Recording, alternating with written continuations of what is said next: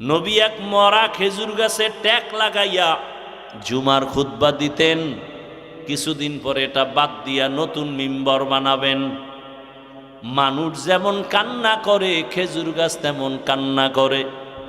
বুখারী শরীফের ঘটনা। নবী বলে, খেজুর গাছ কাঁদো কেন? কি চাও? আপনার বিরহের বেদনায় কান্না করি। কে কয়? খেজুর গাছ। নবী কয়, কি করব? দোয়া করি তুই তাজা হ, খেজুর আসবে, আমার উম্মত খাবে। কয়, না তো কি চাও? মানুষের মতো আমার জানাজা দিবেন, এখানে দাফন করবেন, হাসরের ময়দানে আপনার সাথে জান্নাতে থাকব। নবী তাই করলেন। ওই খুঁটি বরাবর একেবারে নিচে ওই খেজুর গাছ দাফন করা এখনো আছে। খুঁটির উপরে লেখা আছে সতুনে উস্তুনে হান্নানা। আবার এক খুঁটি, এই খুঁটি দেখি, সুযোগ পাইলে খুঁটির গোড়ায় যাই, যায় 2 রাকাত নামাজ পড়ি আর সেজদায় বসে কান্না করি। কারণ পুলিশগুলো মোনাজাত দিতে দেখলে ওরা অন্যরকম ভাবে। সেজদায় গিয়া কান্না তো আরো মজার কান্না। মাওলার দরবারে কান্না করি। এই খুঁটির কাছে 2 রাকাত, ওই খুঁটির কাছে 2 রাকাত। হঠাৎ করে দেখি এক খুঁটির উপরে লেখা সতুনে তওবা। তওবা নামের খুঁটি। আমি তো ইতিহাস জানি, তওবা নামের খুঁটি মানে কি? একজন সাহাবী রসুলের, আল্লাহর রসুল একটা আদেশ দিছেন, কয়েকজনে মানছে ঠিকই, একটু দেরি করছেন। রসুল মনে কষ্ট পাইয়া কথা বলেন না, সালাম নাই। নবী মসজিদে আসেন, নামাজের সালাম, আবার চলে যান। সাহাবী পিছনের কাতারে দাঁড়ানো, নবী ফিরিয়াও তাকায় না। সাহাবীর মাথা গরম হয়ে গেছে। মায়ার নবী যদি আমার দিকে না তাকায়, আমার কপাল পোড়া, আমার কপাল পোড়া। পাগলের মতো হয়ে কি করবে? বাসায় গিয়া কয়, বিবি রাতের গভীর, সবাই ঘুমায়, আমাকে নিয়ে চলো মসজিদে। মসজিদে নিয়া একটা রশি হাতে নিছে, রশি হাতে নিয়া ওই খুঁটির গোড়ায় বসছে, রিয়াজুল জান্নায়। বিবিরে বলে, বিবি রশি দিয়া খুঁটির সাথে আমার হাত এভাবে বাঁধো, ভালো করিয়া বান্ধো, আমি এখানে বসিয়া তওবা করব। বিবি বাইদা পরে কয়, যাও, আমি এখানে বসে আমার মালিকের কাছে কান্না করব। আমার মালিক যদি আমাকে ক্ষমার ঘোষণা না দেন, আল্লাহর নবীর কাছে আয়াত যদি না আসে, নবী যদি আইসা আমারে বলে তোরে আল্লাহ মাফ করছি, তাহলে আমি উঠবো, না হয় মৃত্যু পর্যন্ত এই খুঁটির গোড়ায় কানতেই থাকবো। সাহাবীকে বেঁধে দিল বিবি খুঁটির গোড়ায়, এমন কান্না চলতেছে। নবী তাকান্না, নামাজের ইমামতি করিয়া নবী হুজরায় চলে যান। সাহাবীর কান্না আর কান্না, ও আল্লাহ বেয়াদবি করে ফেলেছি, মাফ করে দাও আল্লাহ, দুনিয়ায় শাস্তি দাও, মরার পরে হাসরে শাস্তি দিও না। কারণ দুনিয়ার কষ্ট সইতে পারি না, জাহান্নামের কষ্ট কেমন করে সহ্য করব। সাহাবী এমন কান্না শুরু করছেন। কিছুদিন পর রহমতের নবী তার সামনে দাঁড়াইছে। দাঁড়ায় কয়, রে সাহাবী, আমার আল্লাহ তোর ব্যাপারে ক্ষমার ঘোষণার আয়াত দিয়া পাঠাইছে। আল্লাহ তোমার কান্না কবুল করেছেন, তোমারে আল্লাহ মাফ করে দিছেন, যাও তুমি বাসায় যাও। সাহাবী কান্না করে, ইয়া রাসূলুল্লাহ, আমি রশি বাঁধছি, আপনি বুঝি বেজার হইছেন? আপনি খুশি হইছেন কিনা আমি বুঝার জন্য আমি চাই আপনার হাতে আমার রশি খুলবেন। যদি আপনি নিজে রশি খুইলা দেন, বুঝবো আপনি আমার উপরে খুশি আছেন, রাগ নাই। নবী নিজ হাতে রশি খুলিয়া দিলেন। ওই দিন থেকে খুঁটির নাম হইছে খুঁটি তওবা নামের খুঁটি। আজও মদিনায় যাও, রওজায় গিয়া দেখো, রিয়াজুল জান্নার ওই খুঁটির উপরে আরবিতে লেখা সতুনে তওবা। ও আমার যুবক বাবারা, সাহাবায়ে কেরামদের উপরে তো আল্লাহ খুশি, আল্লাহ তো তাদের জান্নাতের ঘোষণা দিছেন। এরপরেও তাদের মধ্যে দেখো আল্লাহর রসুলের মোহাব্বত কেমন। আমি কিন্তু একটু আগেই বলছিলাম মনের শখে কত কিছুই না মানুষ করে, তুমিও তো করছো। মনে চাইছে দাড়ি রাখবা না, নামাজ পড়বা না, পর্দা করবা না, এখনো কি শখ মিটে নাই? আমি পায়ে হাত রেখে বলি যুবক বাবা, তোমার মতো কত যুবক র্যাব, আর্মি, পুলিশ, বিডিআরের চাকরি করে, নামাজ পড়ে। তোমার মনটাকে একটু প্রশ্ন করো, তুমি কেন পারবা না? তোমার মতো যুবক রাস্তায় গাড়ি চালায়, নামাজ পড়ে, বলো বাবা তোমার কপাল কেন খারাপ? তোমার মতো যুবক মাছ ধরে, নামাজ পড়ে, কৃষিকাজ করে, নামাজ পড়ে, বলো তুমি কেন পারো না? তোমার কপাল কেন খারাপ? তোমার মতোই তো জেনারেল লাইনের সন্তান, স্কুল কলেজে পড়ে, নামাজ ছাড়ে না, বলো তুমি কেন পারো না? তোমার কপালে না জানি কারো বরদোয়া লাগছে। বলতে পারো হাফিজ ভাই কার বরদোয়া লাগার সম্ভাবনা? লেখা রাখে যুবক বাবারা, 3 জায়গার বরদোয়া লাগলে কসম আল্লাহর, মরার আগে তোর ধ্বংস শুরু। 1 নাম্বার জায়গা মা বাবা, 2য় জায়গা শিক্ষক, 3য় জায়গা ওলামায়ে কেরাম।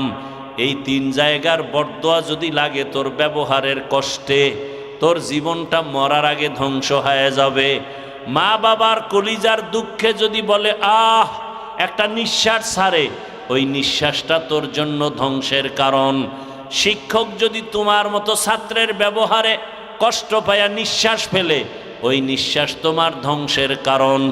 ওলামায়ে কেরাম যদি তোমার আচরণে কষ্ট পাইয়া নিঃশ্বাস ফেলে, ওই নিঃশ্বাসটা তোমার ধ্বংসের কারণ। এখনো সময় আছে, তওবা করো রে বাবা।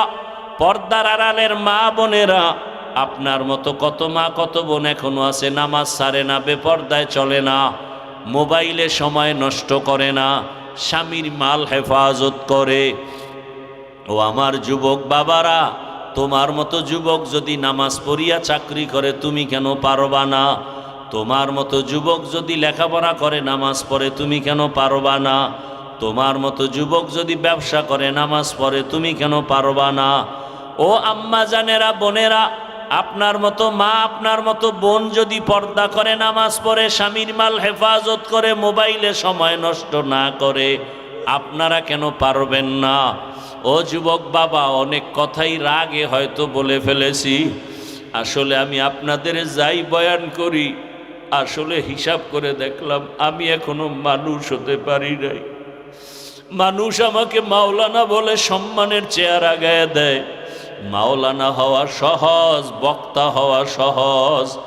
ভালো কইরা অন্তরে বুঝাও, মানুষ হওয়া বড় কঠিন। ডাক্তার হওয়া সহজ, ইঞ্জিনিয়ার হওয়া সহজ, প্রফেসর হওয়া সহজ, টাকার মালিক হওয়া সহজ, মানুষ হওয়া কঠিন। ওরে যে ব্যক্তি মানুষ হবে তার জবানে গালি আসবে না। যে ব্যক্তি আসলে মানুষ হবে সে কাউকে খারাপ বলবে না। যে ব্যক্তি আসলে মানুষ হবে তার কোনো দিন তাকওয়ার উল্টা চলবে না। তার চোখ দিয়া গুনাহ হবে না, হাত দিয়া গুনাহ হবে না। অথচ বয়ান করি ঠিক, তবে আমার হাতের দিকে তাকায় দেখি গুনার কারণে আবার হাত না পাক, গুনাহের কারণে আবার চক্ষু না পাক। এরে যুবক, নিজের দিকে তাকাইয়া দেখ, জীবনে কত গুনাহ করেছ। ওরে মাকে কত কাঁদাইছো, খারাপ আচরণ করিয়া বাবারে কত কাঁদাইছো রে যুবক। খারাপ ব্যবহার করিয়া তোর শিক্ষকের কত কাঁদাইছো। খারাপ আচরণ করিয়া কত আলেমের কাঁদাইছো রে যুবক। পায়ে হাত রেখে বলি ফিরিয়া যা, মাওলার ধরা বড় কঠিন। ওরে আমার আল্লাহর ধরা থেকে কই পালায়া যাবি? 2টা পায়ে হাত রেখে বলি, মানুষ হওয়ার চেষ্টা করো রে বাবা। রসুলের আদর্শ ছাড়া কোনোদিন মানুষ হওয়া যায় না। মক্কার চরিত্রহীন মানুষগুলো শুধু রসুলের আদর্শের কারণে জান্নাতের সুসংবাদ পেলেন। নবীর আদর্শের কারণে বেলালের মতো কত কালো মানুষ দামি হয়ে গেল। মায়ার নবী মেরাজ থেকে আসিয়া কয়, বেলাল, জান্নাতের মধ্যে তোমার আওয়াজ পাইছি হাঁটার, তুমি এমন কি আমল করো? ইয়া রাসূলুল্লাহ, তেমন কোনো আমল করি না, তবে আমার মনে বলে একটা আমল আছে, সব সময় করি, ওযু করিয়া 2 রাকাত নামাজ আদায় করি। বেলালের মতো কত কালো মানুষ এত কষ্ট জীবনে সহ্য করছে, তারপর আমার আল্লাহকে ভুলে নাই। ও যুবক বাবা, শুধু একটা কথা অন্তরকে বুঝাইও যে তোমার মতো জেনারেল লাইনের যুবকেরা যদি গাড়ি চালায়, চাকরি করে, ব্যবসা করে, লেখাপড়া করে, নামাজ পড়ে, তোমার সমস্যাটা কোথায়? এখনো তওবা করো, মনে মনে আল্লাহকে ডাকো, আর বলো, ডাক্তার হও, ইঞ্জিনিয়ার যাই হও না কেন, আদর্শওয়ালা মানুষ হইও, আদর্শবান ডাক্তার, আদর্শবান ইঞ্জিনিয়ার হও। এখন মনে মনে আল্লাহকে পেছনের গুনাহ থেকে মাপ চাও, মনে মনে আল্লাহকে বলো, হে মালিক, এই হাতের দ্বারা কত গুনাহ করেছি, চোখের দ্বারা গুনাহ, জবানের দ্বারা গুনাহ, আমার গুনার খবর আল্লাহ মা জানে না, বাবায় জানে না, কেউ জানে না, আল্লাহ আপনি জানেন। আমার অন্যায়ের খবর আমার আপনজন জানলে কেউ কাছে রাখতো না।